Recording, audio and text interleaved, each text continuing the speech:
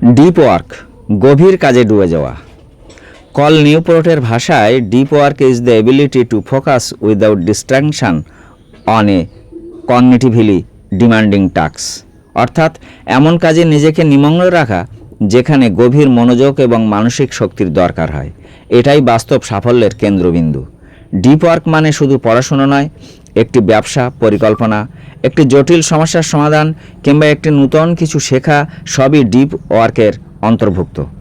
এটির জন্য দরকার হয় ফোন অফ রাখা, নির্ধারিত সময় নিরিবিলি কাজের জায়গা, নো মাল্টিটাস্কিং, নির্দিষ্ট টার্গেট সহ ফোকাস সেশন, যেমন Pomodoro method, 25 minute plus 5 minute বিরতি।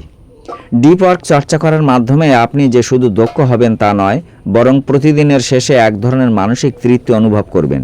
আজ সফলভাবে কাজ করেছি, এই অনুভূতি।